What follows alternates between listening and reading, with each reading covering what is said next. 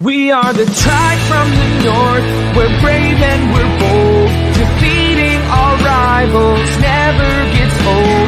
Making our way to the Big Sky Conference. Watch out, 'cause here comes the silver and gold. Whoa, whoa. This is Tubbs at the Club for the Vandals of Idaho.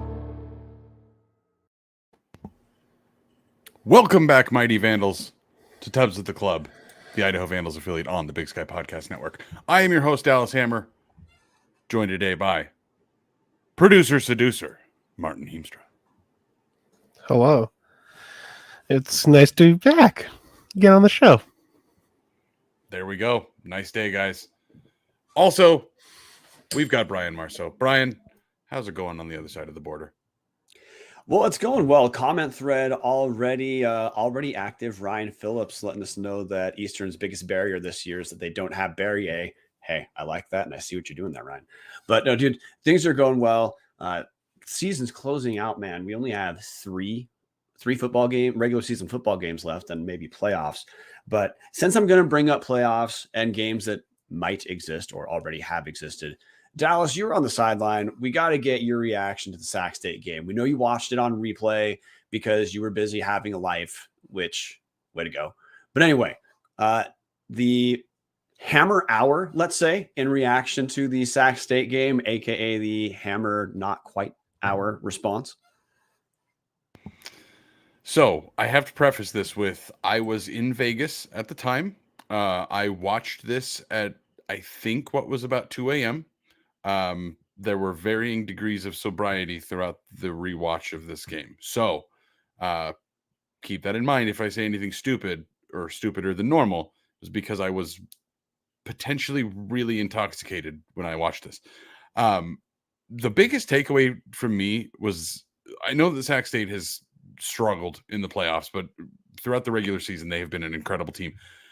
Idaho almost looked like they didn't belong in the first half. To me, watching it, it was just, I know it was 17-7 at the end of the half, but it felt like Sac State's offense just did whatever they wanted. I know that Dunaway's passing numbers weren't great, especially when he threw the 2 picks in the fourth quarter, but it was really refreshing to see Idaho make second half adjustments and come out looking like the better team for pretty much the entire second half. It's, again, I hate to keep bringing up the old regime, and I promise after the end of this year, we won't have anything to compare it to, so I won't bring it up again. But historically, over the last decade, Idaho has been a team that has struggled to come out of the second half, and just good teams look great, bad teams look good, really bad teams look okay. That is not what happened. Idaho went out there and held Sac State's offense for most of the second half. Obviously, there was the touchdown to start the third and then the touchdown at the end of the game. But in between that, Idaho had a couple of turnovers. They held them to a 3-play, 4-yard drive. It made me feel like, yes, Idaho lost this game, and it's a bummer. We all wanted to see Idaho run the table and win the Big Sky.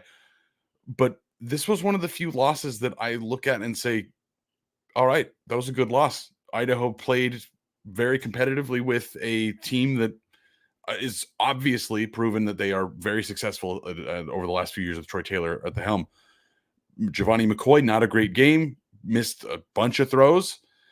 Obviously, 300 yards rushing against is not great, but Idaho was in it with a chance to win this game at the end. And that is the kind of thing I can't be upset at a loss like this, because you look at this and think, even on a playoff resume, you lost to the number 2 team on the road by a field goal, and realistically had a shot to win that game at the end. And if you're doing that, yes, a win would have been nice, but that's about the best loss you could hope for. And I couldn't be happier with that. Again, Idaho needing realistically 2 wins to fully lock in a playoff spot. Looks like they should get that over the next 3 weeks. We'll get to that in a minute. But guys, I don't even have a negative reaction. I mean, you guys said a lot of the same things that I'm thinking in my brain right now. You said them all on the reaction show. If you haven't listened to that, go check it out.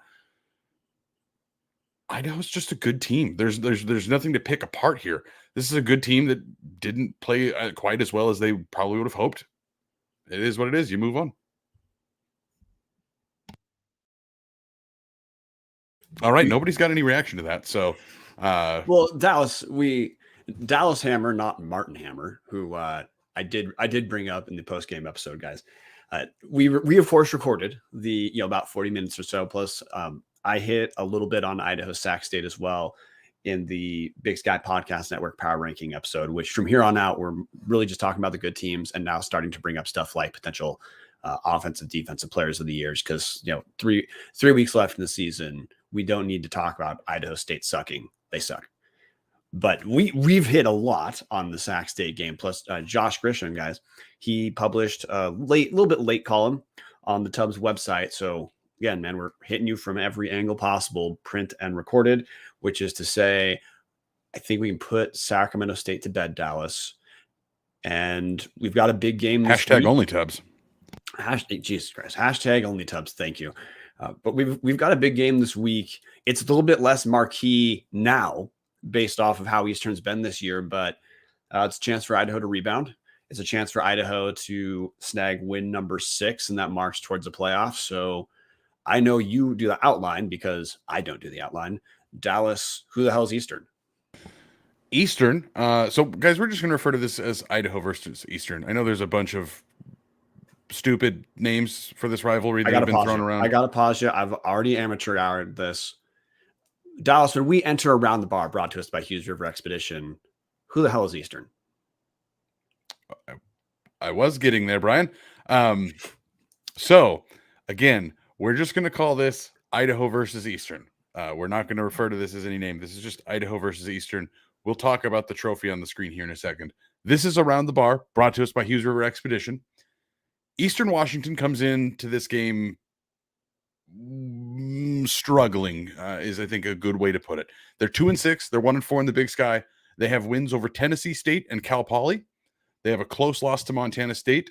They have bad losses to Weber State and to Sac State, and especially to Portland State, and then had a couple body bag games against Florida and Oregon. So they have played just about everybody they've played this year has been ranked in the FBS or the FCS at the time that they played them. Eastern has just a complete buzzsaw this year. This is a team that the record doesn't necessarily indicate what they are because they have been realistically underdogs in almost every game they've played, just based on the strength of their schedule alone. With that said, Aaron Best, head coach, 43-23 overall. It's his 7th year at Eastern.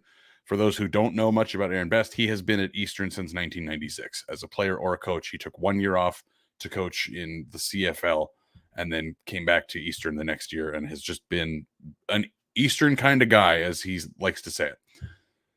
Last season, Eastern beat Idaho 71-21. Eric Barrier had 600 passing yards, and they essentially killed the Paul Petrino era. This year, they are not that team.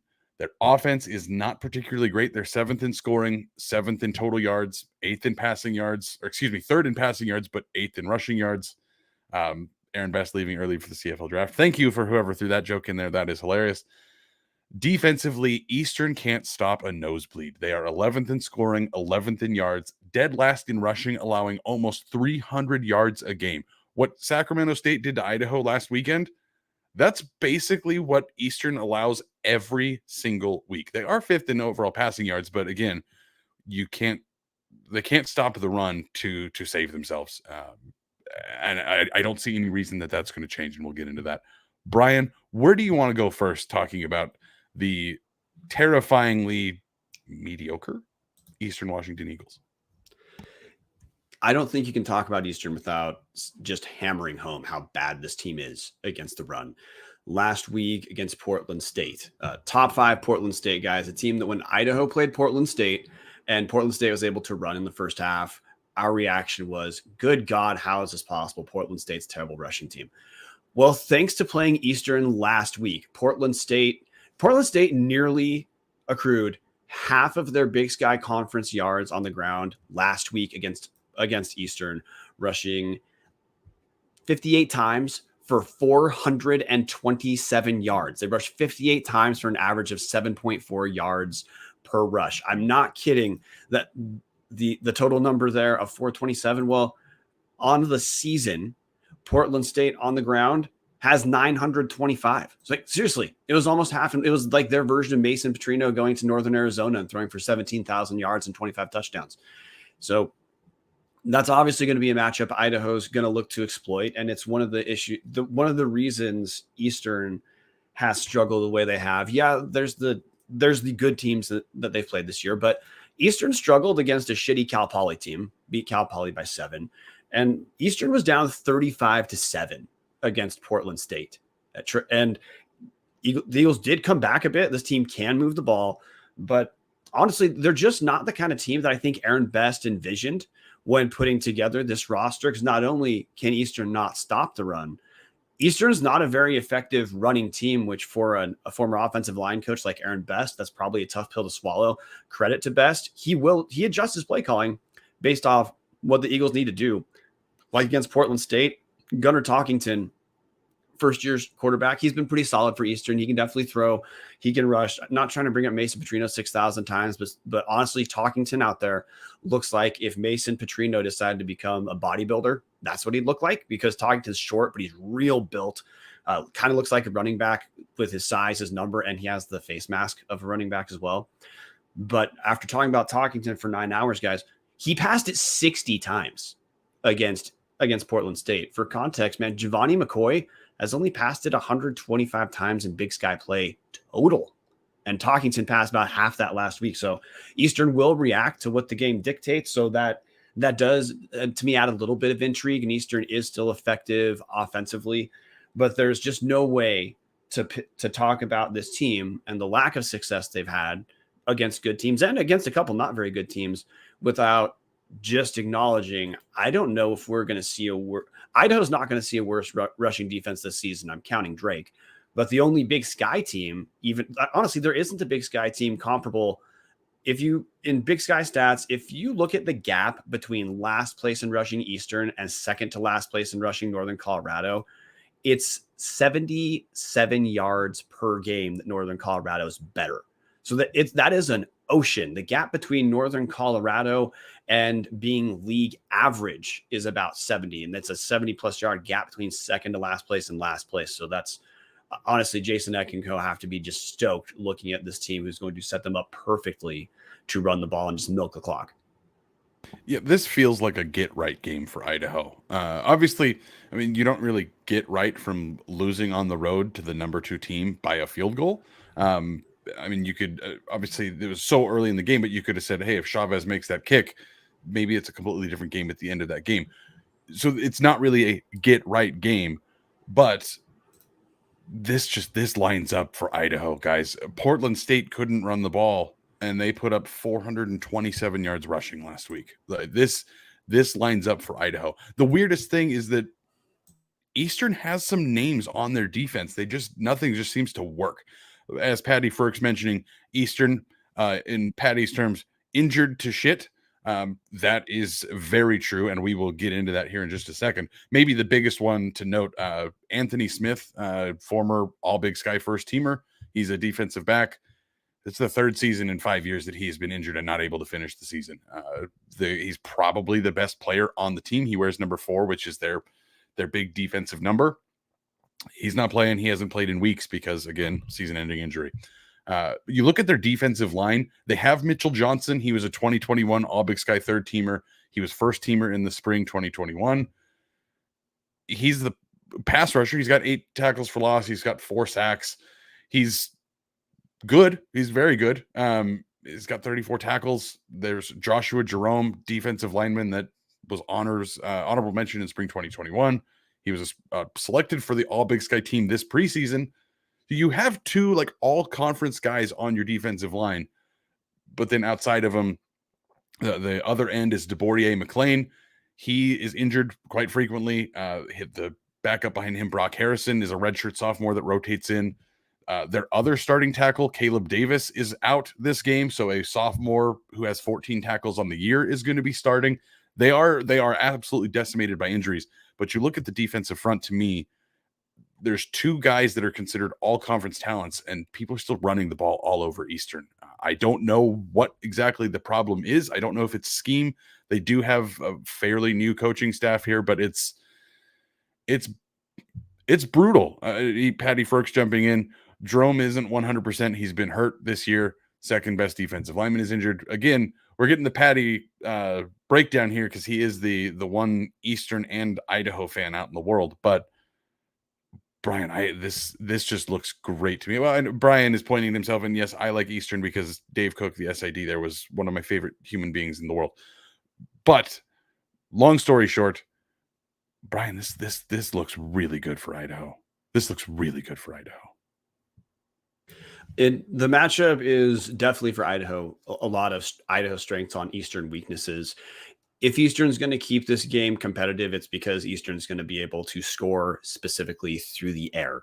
Gunnar Talkington has been pretty dang solid in conference play. He's the number 3 quarterback in yards per game at averaging 278 per game. He's thrown 12 touchdowns to 6 picks. The Eagles also have 2 of the top 10 receivers in the Big Sky, which these 2 guys aren't a surprise. These guys are all Big Sky level talents. Freddie Roberson is the most explosive of the 2. He's the number 5 receiver in the Big Sky, has 5 touchdowns. And then Efton Chisholm, the 3rd, who's Chisholm's pretty damn solid too. He's a little bit more of a possession receiver compared to Freddie Roberson, but they're both kind of receivers who they're going to start in the Big Sky essentially no matter which team they're on.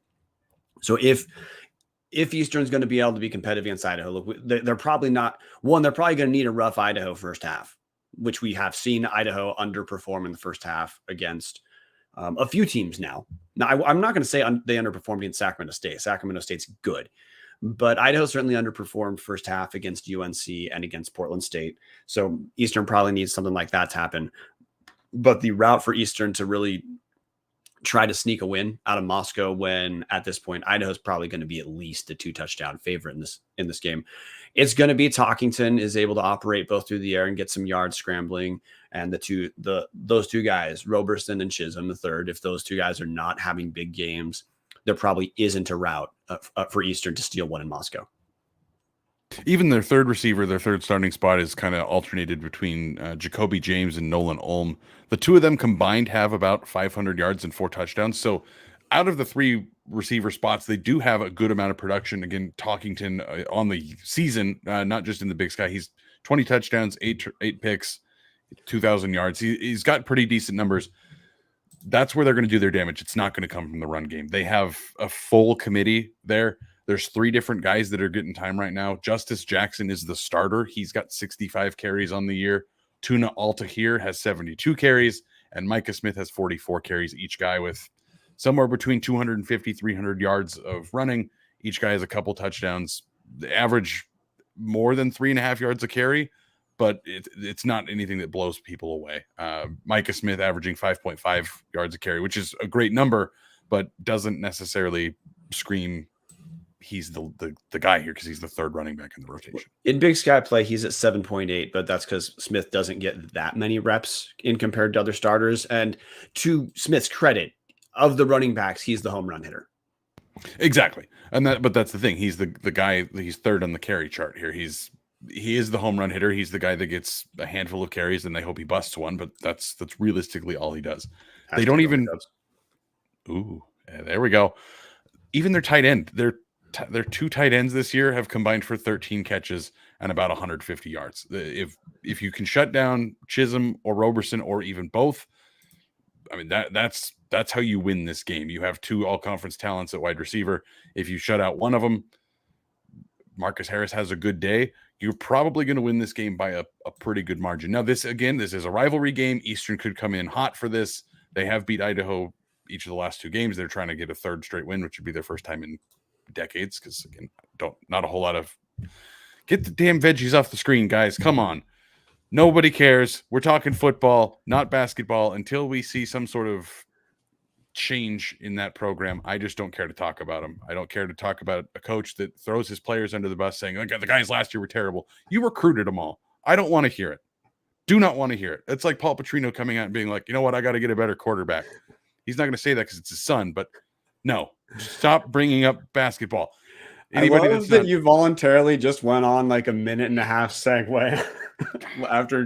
And by the way, guys, I'm the guilty party. Martin typed up the veggie update as a joke. I, as a joke, clicked it to put it on the screen. Dallas immediately slams it shut and then reopens it for 90 seconds. But hey, let's shift back to the football game, man. That was definitely a joke. If you're a listener, you may not enjoy it quite as much. Martin, thank you for interrupting me with me. So another thing got to hit on with Eastern is, surprisingly, now this isn't Big Sky play too, and this counts, having played Cal Poly and Portland State. Eastern's actually not that effective a scoring team this year. They're about dead center in the league, averaging just under 28 points a game in Big Sky play, which again, that we've talked about the tough schedule Eastern has, which now as we get later into the season, it's additionally tough in comparison to Idaho, because look, Idaho doesn't get to play itself a top 15 team. But Eastern has had some matchups similar to Idaho. They've also had Cal Poly, who Idaho does not get. And those numbers are honestly about dead center. So I'm not trying to completely write off Eastern, because we do know this is a well-coached team, even if you don't think Aaron Best is the best coach in the Big Sky, because virtually no one does. No one thinks Aaron Best is a terrible coach. Eastern's a tough place to be. Eastern's tough in terms of, kind of the structure of Eastern Washington itself. It's the competition it gets for media eyes in the Spokane area is pretty hefty. Plus now, if Idaho's going to be solid, Idaho's starting to get some attention from Spokane media, which, hey, good news for Vandals. When you win, that happens. But that just puts a further squeeze on Eastern. But we know that Aaron Best, something that we like about Jason Eck is something that we see out of Aaron Best. He does let his coordinators coordinate. He does let them run the show a bit.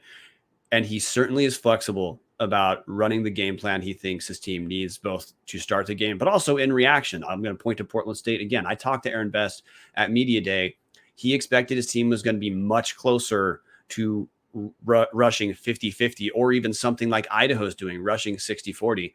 Well, they don't have the guys for it. So Aaron Best isn't doing that. He knows that riding Gunnar Talkington is the best chance Eastern has for wins. And Gunnar Talkington has put together about three to four. He doesn't do it every week. He's not Eric Berrier, but Gunnar Talkington, he was Big Sky Player of the Week first week of the season. He's put together 2 or 3 other games where he amasses over around 400 yards, counting passing and rushing. So he absolutely is a weapon. And he's a guy that if Idaho is asleep at the wheel, like Idaho was at the start of the Northern Colorado game, he can hurt us, and he will. He's not a guy who it's going to floor you, like when Dylan McCaffrey launches a ball beyond 4 yards. That floors you. No, Gunnar Talkington, he's got an arm and he's got legs. He's a real weapon. He's a guy that you're going to want to have your eye on the whole time. Defensive coordinator Rob Borisch is doing the exact same thing. Well, and that's we haven't even gotten to the depth of their offense is going to be the issue for them. Specifically their offensive line. Wyatt Musser, their best offensive lineman. He's started for the last 3 years there at left guard. He's a former all-conference guy. He is not listed in the 2 deep against Idaho. Apparently got hurt last week. I'd ask Patty or one of the 4 other people that cared to watch that game. So their best offensive lineman is missing. They are replacing him with a guy named Chunk. Brad Prestigord is his actual name, but his bio on Eastern's website literally just says his nickname is Chunk. So we're going to call him Chunk. Chunk has never started a game and is expected to start against Idaho, while they're trotting out a bunch of other guys that don't have a ton of experience. They were more senior laden offensive line last year, pretty young this year. They do have Seth Carnahan, former Vandal, starting. Didn't play a ton at Idaho and is now their starting right tackle. I wish him the best, but hopefully he gives up 7 sacks this weekend. This is a team that, Gunnar Talkington has to beat you. And Gunnar Talkington is not the quarterback that is going to beat you. He's a fine quarterback. He's a good quarterback, but he's not the guy that's going to go out there and be Berrier, put up 600 yards of offense and will a team to victory. So, Brian, do you have anything else you want to talk about on the offense before we kind of switch and break down the Eastern defense a little bit more? No, other than to say this is just going to, we know Idaho's secondary is strong. We'll shift over to Idaho in a second. But defensively for Idaho, how well the secondary is able to handle Efton Chisholm third and Freddie Roberson is going to be a deal. And look, I don't mean this to call him out. We just obviously saw this happening in the Sacramento State game. you can probably expect whoever Jeremiah Salam is guarding out of those two, Roberson or Chisholm, is probably going to be the first guy that Eastern targets, because Salam's had moments where he looks good for sure this season, but he's also had moments where he is quite clearly getting picked on by opposing defenses or by opposing offenses. I would expect that that's really a matchup that Gunnar Talkington and Aaron Best are going to attempt to hammer away at. I don't think I have anything else. So, Eastern's defense. Another former Vandal. It seems like Eastern has just been picking out guys from Idaho to lead their defense. Derek Tomasini, former backup. I believe his younger brother Brett is still on the Idaho team. Double check that for me, but I don't remember. Sorry, Tomasini family. Should have been paying more attention to that. Whoops. Anyways, Derek Tomasini, second on the team with 49 tackles, a couple tackles for loss. He's the guy that's going to fill up the box score from the linebacking crew, but none of these guys are screaming out as all-conference guys. There's not like a Ronnie Hamlin running around with his hilariously gross mullet just leveling people. They don't really have that this year. They don't even have Ty Graham flying around the field when he's healthy. It's just kind of a bunch of dudes. They have a transfer in from Rice who, again, never played with Eastern before, just fresh, just like Tomasini, fresh off the street, coming in and being one of the leaders of the defense. Just not a ton of depth here. I do have to shout out, though, they have the best named player in the entire FCS, much less the Big Sky. Their nickelback, his name is Cage Skank. And if there's a better name than Cage Skank out there, I want to hear it, because as a name guy, nothing beats Cage Skank. Breaking news. Brett Tomasini is still on University of Idaho's roster. He is a redshirt freshman from Eagle, Idaho, linebacker number 30. End of breaking news update. So, okay, the Idaho end for sure is the jury's in on Idaho. The last week was really the first week that Idaho passed a little bit more than Idaho rushed. And that also makes sense because Idaho was trailing. And that was that was how we were effectively able to move the ball in the second half. So pausing there. Idaho's going to hammer this ground game. Idaho is no question going to we know the trio of backs that we cycle through. It's actually 4 now. Andre Carter's starting to get a little bit of run. So good news for Andre Carter. Anthony Woods is still the unquestioned number 1. And it's starting to feel like Eli Cummings is the number 2, with Rashawn Johnson being the guy who who punches in touchdowns at the end, with Andre Carter now becoming a little bit of a change up. But Idaho's going to just assault Eastern on the ground and milk the clock. Honestly, this seems like another game where if the game plan works as intended, the time of possession is going to look like 42 minutes to 18 minutes, something like that, where Eastern's defense is just having the weakness of Eastern's having to just live on the field, and the offense is having to sit there on ice, likely starting to feel like they need to press as Idaho's able to advance. Because I've watched a good amount of Eastern games, guys, including I watched on the Portland State game. Dallas, you referenced about who watched that game. Hey, this guy watched some of it.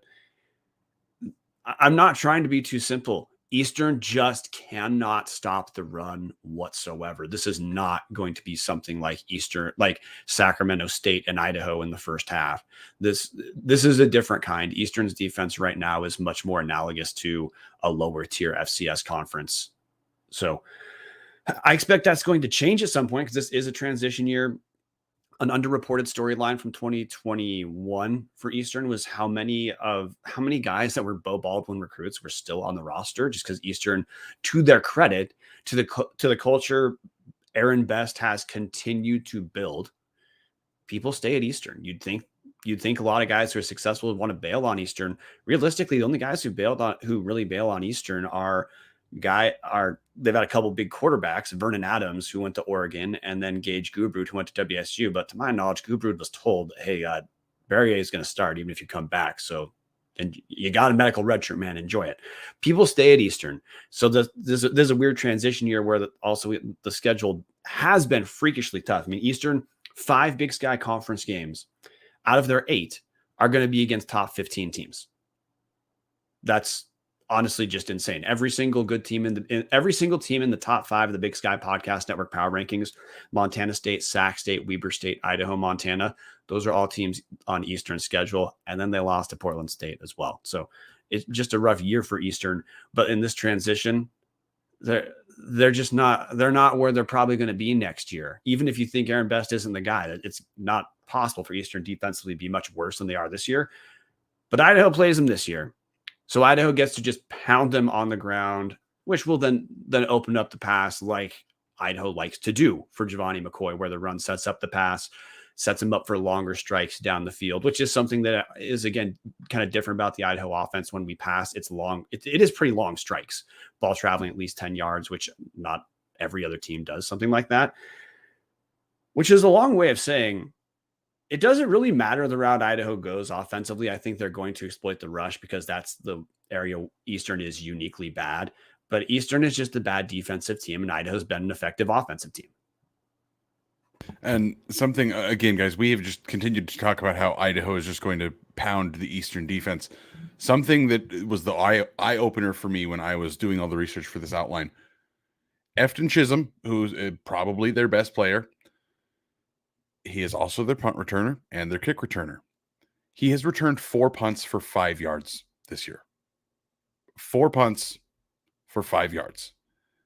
That's because every other punt that has been made by the opposing team has basically been a touchback or been in the fair catch, like it's inside the 5, because teams are just moving the ball on this defense.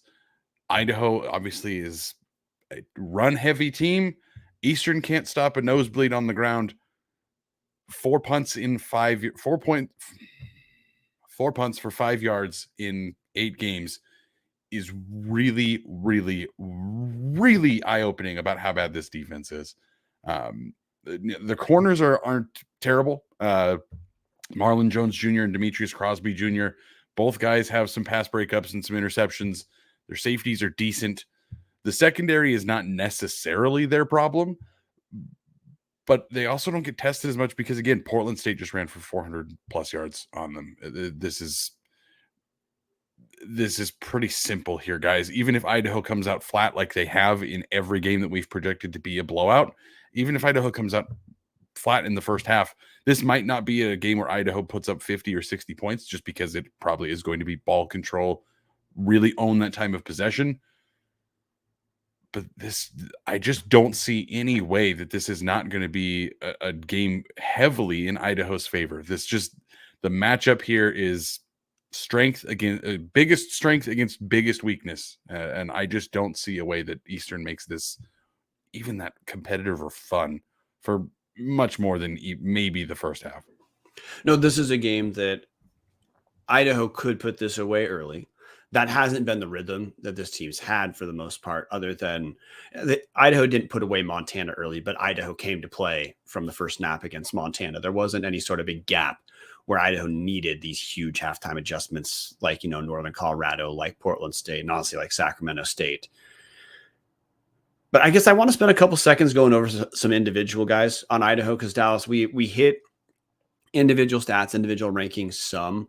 But look, I'm on a show about Idaho, and something that hadn't occurred to me, and this is part of why I was focusing a little bit on Idaho passing when, again, obviously Idaho's going to rush more than they pass against Eastern like they do every game. Dallas, do you know where Hayden Hatton and Jermaine Jackson rank in Big Sky Conference receiving conference stats? And the conference stats, no, because I don't tend to look at those. So I'm going to have to let you read us off this one.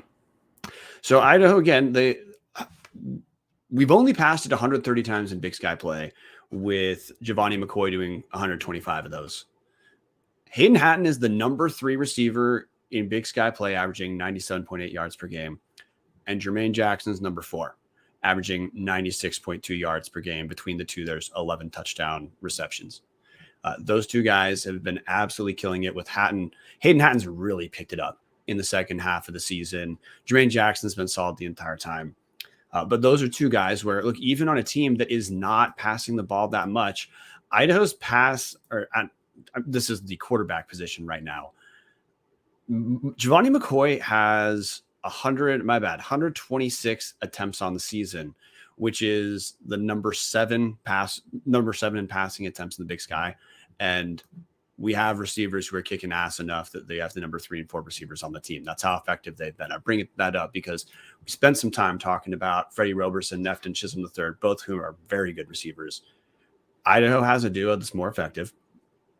That duo is going to be set up by a ground game led by Anthony Woods. That's going to have room to operate.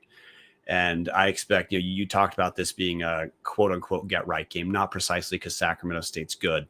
But I bet for Giovanni McCoy, there's ways where he feels like this is a little bit of a get right game because McCoy, he was off in the first half. He was under duress a lot of the time. So, got to keep that in mind. But McCoy missed some passes in the first half. He doesn't typically miss. I'd expect that's going to be a focal point of Idaho is getting the win to get to playoff win number 6 and UC Davis next week. Though Davis only has wins against shitty teams, Davis is going to have momentum with 4 wins, having back-to-back played the bottom 4 teams in the conference who aren't Eastern Washington. And that also next week could be a quality win for the Idaho resume. So the goal really for me this week is pick up win number 6, add some style points.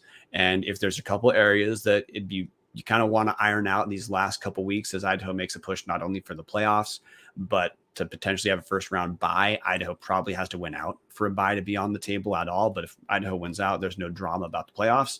This is the week to take care of those. Yeah, absolutely. This is the week to try to fix some of those last few things that we've talked about over the year as being things that Idaho struggles at. Pass protection for one, sometimes feels like it's on just firing on all cylinders. Other times it feels like McCoy is running out of the pocket almost immediately because he's getting a little bit of duress. There's some of those small things that need to be cleaned up. The penalties have gotten better. Only 4 penalties against Idaho last week. So some of those things are looking better. Even third down, Idaho went 9 of 16 on third down, considerably better than it had been at the beginning of the year. Obviously, you want to still keep pushing that up. You don't want it to be hovering in the mid 50s. You want to start getting that number higher and higher. So there is the aspect of making sure you're doing the right things, making sure that when Eastern does get you into third down, if it's 3rd and 2, 3rd and 1, run it right at them and get 5 yards and get that confidence that, hey, you can do this. Hopefully you just build that confidence and you can continue doing it against a team like UC Davis that game means a whole lot more all of a sudden than it might have last year because or even just 3 weeks ago, because UC Davis is also competing for a playoff spot. So we'll obviously get into that next week, but when you look at the way that Idaho's schedule lines up here, you have this game to kind of iron out your kinks. You have a test next week, and then you have the rivalry game to end the season that is probably just going to be hey, we're looking for style points to get into the hopefully the buys, the seeds, hopefully. But again, we'll talk about all of that in the future. Brian, what's kind of your key to the game here for Idaho, or anything that we haven't discussed? We're about that 40-minute mark where we usually seem to transition, but any last thoughts, any keys to the game, anything you want to call out Coach Best for, because he did famously like your flaming dumpster fire tweet last year when this game happened. So, and Brian, you're muted. Jesus Christ. I knew it was going to happen. God damn it. I knew it. So if call out means say something nice about Aaron Best, because I mostly have nice. I like Aaron Best. I think he's good for the conference. I like guys who have a little bit of personality. I know people don't like Bobby Hauck because he's unbelievably arrogant. So people deserve to not like Bobby Hauck.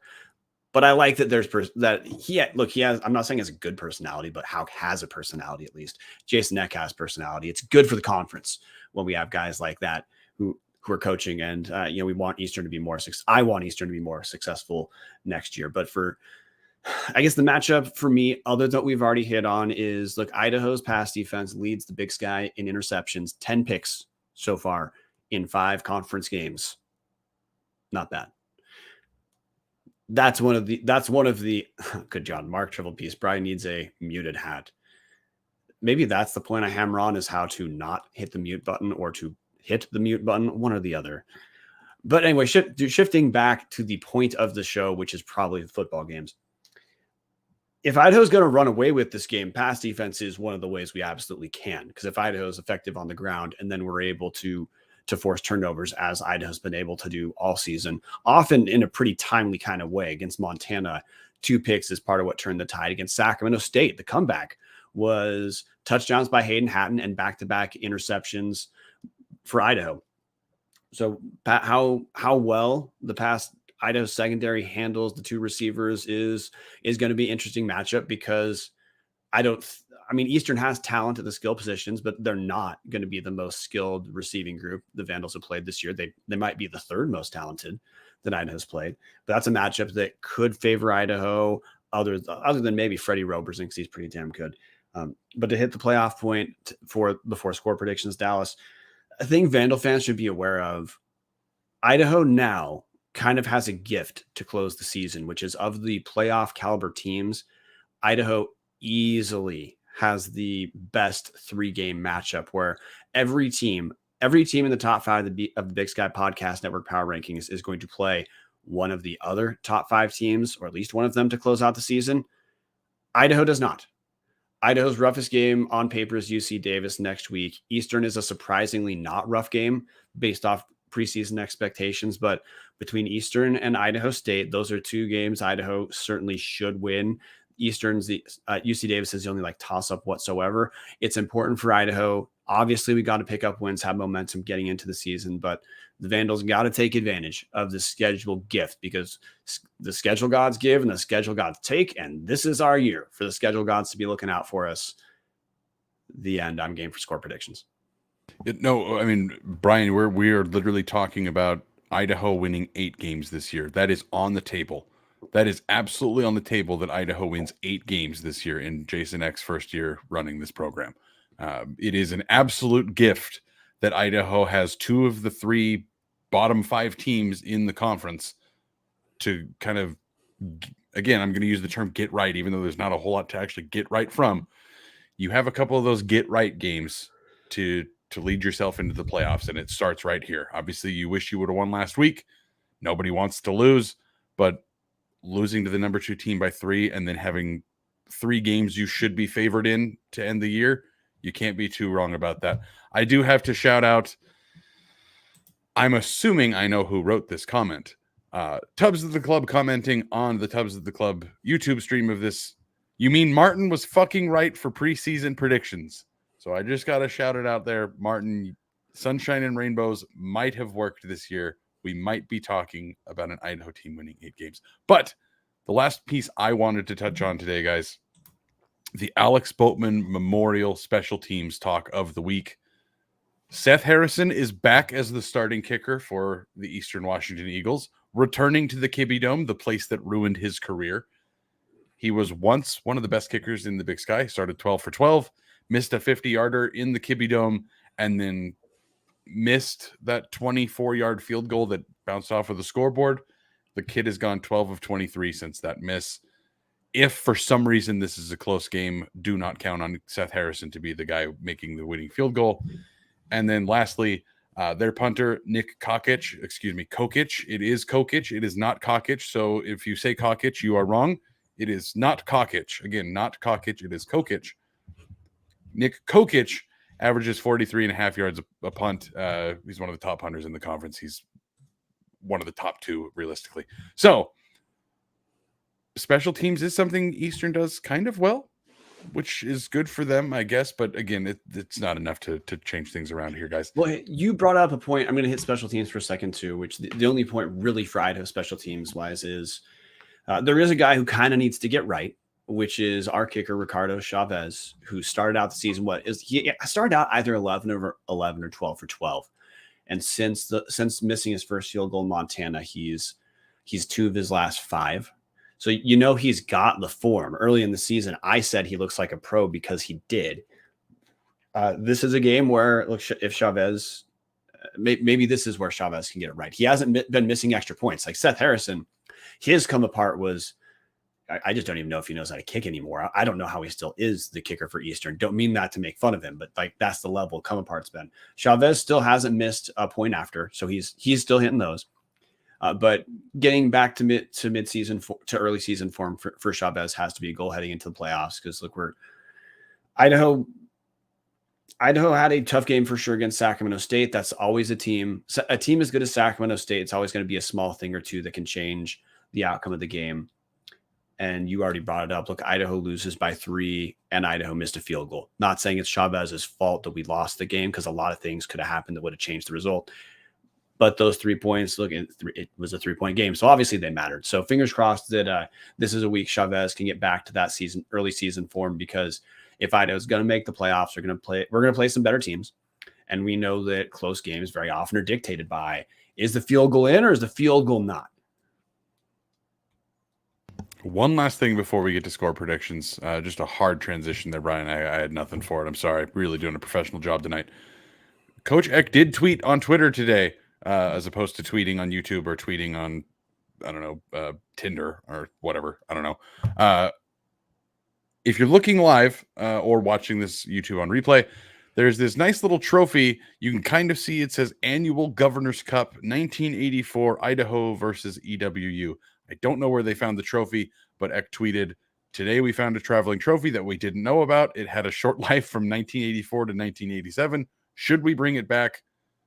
Brian, I have one question for you. Should we bring this back? And I lied. I have 2 questions for you. Should we change the name from the Governor's Cup? I'm fine with Governor's Cup. Look, until there's an actual name for the Eastern Idaho game. I know there's been a few bandied about by former hosts of this show. No name that is stuck colloquially, let's say, and certainly there's no official name that Eastern Idaho's been able to come up with. But look, the Governor's Cup is fine. Like, the only issue is Eastern has a Governor's Cup game against Montana. So I don't know how many Governor's Cups can be collected in a given season. But plural sounds like it might be one more than you'd hope for. But look, I don't got a good name. I'm actually fine with keeping the Governor's Cup name, because we're talking about trying to have the rivalry with Eastern built up, which the only way it's going to truly build up is naturally from close games and both sides winning games. And, like Eastern beating the shit out of us last year probably did help the rivalry, because there's some guys this year who are going to want to beat the shit out of Eastern. But I mostly like older trophies much more than newer ones. I don't mind trying to have a little connective tissue to heritage, pre-21st century. I think that there are some fans that's going to connect with, not just people like me who just like older trophies, but people who are actually at the school at that time who still buy tickets and go to games. So I'm fine keeping a trophy like that. I'm fine having another trophy game. I like Tom Kendall's idea of calling it the Patty Cup. Maybe that'll help one of our favorite listeners handle the emotional difficulty of his current team, Idaho, likely being the shit out of his For Life team, Eastern. But to answer both questions as long as possible, yeah, I want the trophy. Yeah, we can name it something. Score predictions. I also like the trophy. I hate the name Governor's Cup. I hope they come up with something better, but you can keep that trophy. It is cool. It's old school. That brings us to score predictions. Martin Hammer has joined the chat, joined the live stream. Producer, seducer, Martin Hammer.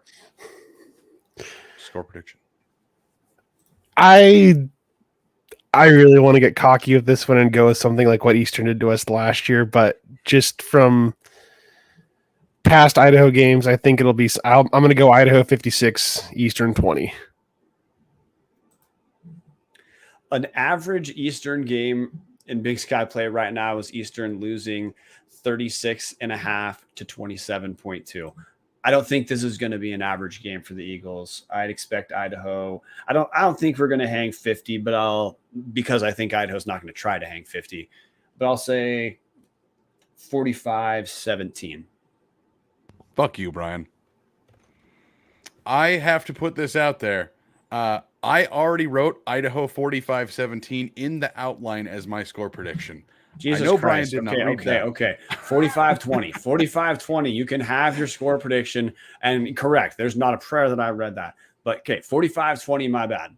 And it's not because of 2 Seth Harrison field goals. It's a missed Seth Harrison extra point. There we go. I like that. That is pretty. I do think Harrison or Hawkins, as Patty says. Hawkins has been the one kicking. Harrison is listed as the kicker on the depth chart. If Hawkins is kicking, you know what? Hey, let's say he gets a field goal. We've got a bunch of comments in here. Everybody's thinking the same thing, guys. Every single person, except for Jalen Drake, has picked a giant blowout. Well, I mean, Patty picked the Vandals by 15, but for him, that's like picking Idaho by 100. Jalen Drake, the only person picking 21-20. Nice and close game there. Everybody else picking an Idaho blowout. That takes us to Hughes River Expeditions. If you are looking for a great all-inclusive week-long vacation, don't look past your backyard. Venture into the largest protected wilderness in the continental United States, located right here in the great state of Idaho. Enjoy a multi-day trip down the Middle Fork of the Salmon, the main Salmon River of No Return, the Salmon River Canyons, or the Selway. And you can even check out special trips like one to see the Perseid meteor shower. Camp on pristine beaches, run amazing whitewater, hike scenic trails, spot wildlife, soak in beautiful natural hot springs, take in the history along the river, and fish some of the most remote stretches of river in the entire country. Just bring your clothes and let HRE handle the rest. Hughes River Expeditions has been Vandal owned and operated since 1976, and they're ready to take you on a vacation of a lifetime. What are you waiting for? Find out what it's like to grab a paddle, catch dinner, and ride the bull all throughout the Gem State. Call them now at 800-262-1882 or check them out at hughesriver.com. Motherfucker. Oh, we got spicy there. All right. That takes us to my personal game of the week. Northern Colorado at top 5 Portland State, which Brian had an interesting tidbit about the cost of these tickets. Brian, if you'd like to introduce how much tickets to the vaunted Northern Colorado at Portland State game are currently going for. This is according to ESPN.com. Tickets, you guys, I know this is a Vandal show, but honestly, we all need to change our plans. Tickets right now in Hillsboro to see Portland State host Northern Colorado and the nepotism train. $10 right now. Is there any better deal than that whatsoever? Yes, not having to go to the game is a better deal. But that's the game we're obviously starting at. Portland State riding a ferocious, it's a 1-game winning streak, right? Yeah. Because Idaho, it's a ton for them. Yeah. Man, I'm going to go Portland State. I'm kind of curious to see how Northern Colorado, they were on bye last week. Ed McCaffrey was interviewed by the Greeley Tribune, or I don't know who interviews Ed McCaffrey. Some people do. And in short, Ed McCaffrey, after Northern Colorado lost by like 48 to Montana State, like it was like 58-10, made a comment about how if Dylan was not the starter, it would have been a catastrophe for Northern Colorado. Definitely throwing other guys under the bus to make sure that he was patting Dylan's back, which, by the way, Dylan McCaffrey's had a much better season this year than he did last season. I really think the big issue is the other son, Max McCaffrey. But there are some quotes that Ed McCaffrey had that I remember reading those and thinking, who the hell is going to want to play for this guy? I'm counting the players on his team right now. He's making this big a deal about his son. So I guess I'm looking to see if Northern Colorado has another implosion in them. Portland State. Martin, that's you. I'm going to keep it short and sweet. Portland State. Yeah, I'm going to go with thank you, Turner Webb, for correcting us. Top 5 Portland State over Northern Colorado, but I am going to pick this one as pretty close. If I had to put a score on it, this is a 1-score game for sure. Honestly, I'd probably go within 3 points. Seems like most everybody else in the comment thread is saying about that is the 3-4. Like, these are just two mediocre teams battling it out to see who sucks more. It's really all that's going on. Are you sure Northern Colorado is mediocre? I mean, I think they'd be mediocre if they didn't have the McCaffrey family around. Let me put it that way. Yeah. Which obviously, when that's most of your team, that's not it. But I think that would be a mediocre team if they had anybody that knew what they were doing at the head coach, offensive coordinator, or quarterback positions. Anyways, Idaho State at UC Davis. Martin, we'll go to you first. UC Davis. Yeah, the number 1 total offense of the Big Sky is UC Davis, averaging 550 yards per game. They're the number 2 scoring team, averaging just under 42 per game. Davis can move the ball both through the air and on the ground. We've talked about Alonzo Gilliam as a top 2, probably number 2 running back in the league. The jury's in the most effective starting quarterback this season has been Miles Hastings, 18 touchdowns, 1 pick, 332 yards per game, leads the Big Sky. So yeah, Davis is going to have a big game, and it's just going to set the stage for another fun matchup next week in Idaho. Yeah, as much as I like to make fun of Cody Hawkins for being the most egregious example of nepotism that's not Mason Petrino or the McCaffrey family, he might be a decent coach. He was not a good player, but he might be a decent coach. Their offense rolls, and they're going to destroy Idaho State. There's no way that they're looking past Idaho State to this week. Even if they were, I don't think Idaho State has anything that would be even close to competing with Davis, especially because Xavier Guillory probably isn't going to play this week after he got arrested for a DUI. So their best player is gone. That game's why am I still talking about this game? Davis by a mile. Cal Poly at Montana. Is this even a question for me? I'm going to go with Bo Baldwin in his match against Montana. Go Cal Poly. Dallas, would it shock you to learn that the worst offense in the Big Sky in conference play is Montana? No, not at all, actually. It's also by a long shot. The Grizz are averaging 314 yards per game, which is 37 yards. There's some symmetry here. There's a huge gap between Eastern being the worst rushing defense and the second worst rushing defense, Northern Colorado. Well, the second worst offense is Northern Colorado, 351 yards per game. Montana's well below that at 314. The intrigue is if Lucas Johnson from Montana is back. He's a starting quarterback who was hurt against Sacramento State and has not seen the field for a couple weeks. Chris Brown has played in relief, and don't mean to put Chris Brown down. I mean, I'm sure obviously he works hard, whatever. He's not a Big Sky level starting quarterback, and Montana's not been creative enough to even try to use him in any sort of way if he had the skill set, which he doesn't. So Montana's going to beat Cal Poly because Cal Poly has like the worst has a defense that makes Eastern look almost interesting. And this is a little bit of a run of 2 games for Montana to get some momentum back before. Montana's fighting for their playoff life for the next 3 weeks, and I think they're going to pick up a pretty easy win here. Fingers crossed for the Grizz. You should have your fingers crossed for the Grizz as an Idaho fan, because we need that Montana win to remain a good win. But what you're looking for from the Idaho end is, can Montana move the ball a little bit against one of the shittiest defenses in the league? Maybe that portends something in the future.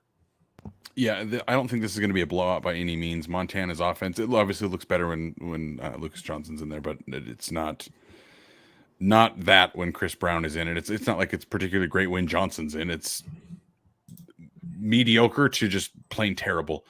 But you're rolling into Cal Poly, the worst team in the league. I guess that's debatable, but they're the only team without a conference win.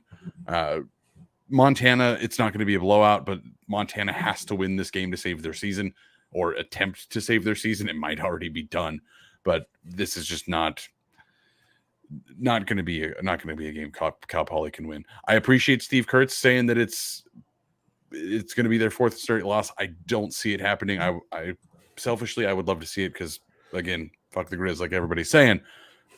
But realistically, if you're trying to take the neutral party here, Idaho desperately needs Montana to at least look decent the rest of the year to make sure that looks good on the resume.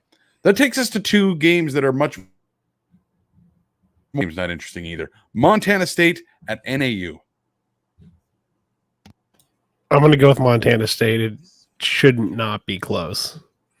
Yeah, Montana State's the most effective rushing team in the league, even a little bit more than Sacramento State, averaging 6 yards per rush, 16 team touchdowns, Big Sky play, 300 yards per game on the ground, which, just spoiler alert, NAU is not going to be able to stop that. NAU's rush defense is they're bottom half of the league.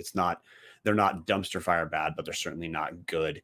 I don't think there's a lot of drama here. I think Montana State's going to throttle NAU. Montana State, they have their eyes on, they've got 2 shitty games and then close the year at hosting Montana with the goal of killing the Grizz playoff hopes to close the season. So yeah, Montana State wins easy.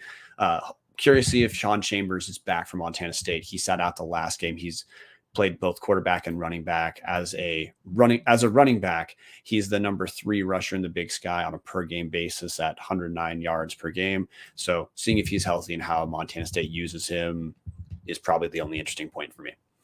Yeah, I think the only interesting thing here is Chambers going to play, and are they going to use this as a warming him back up, or is he going to sit this out and give him an extra week of rest? That's the only interesting thing about this game NAU is going to get smoked by Montana State. It's not hard. This is the biggest lock on this roster here for this week. Pretty rough week of games, guys. So we're ending with the one actually good game. Sacramento State at Weber State. 2 top 5 teams going at it. Martin, we go to you first. I am going to go with Weber State. This is a tough one to me on both ends because Weber State, their offense has sputtered a little bit in the second half of the season. It's not Jay Hill of old, but they're not scoring 40 points a game like they had been earlier. And this week against Montana, Weber State surrendered 112 total yards and found a way to almost lose that game at home. Sacramento State, on the other hand, narrowly beat Montana, a game they probably should have lost, and then almost gave the game away against Idaho after dominating for about 3 quarters. So, look, every team has a notch or two that we've seen. But I'm gonna say I just don't think Weber State's rush defense it's not elite in my mind. It's still very good, but I don't think it's going to be enough against Sacramento State. I'm kind of a believer after watching Sacramento State against Idaho, and I just don't think Weber's going to get quite enough points. I think they're fading a little bit in that direction. I think Sacramento State sees that a share of that conference championship, and they just weathered 2 rough storms. It showed the team's got some character. So no, I expect they're gonna handle the Wildcats, and I think we're gonna be looking at another undefeated conference season for Sacramento State. See, Brian started talking me into it here, but I'm going to stick with my initial gut, which was Weber in a very, very, very close game, and the only reason I'm picking Weber is because they are the home team. Sac State has had 2 obviously very close victories in Montana and Idaho. It remains to be seen if number 7 Montana, who again, if Lucas Johnson plays that whole game, they probably lose that game. Honestly, if the officials have a different angle of one of those catches on the sideline, they probably lose that game. Idaho goes in there, just about beats them. They're going now on the road to Weber State. It feels like this is the time, at least the way I'm reading this, it feels like the time for them to finally crack and lose a game.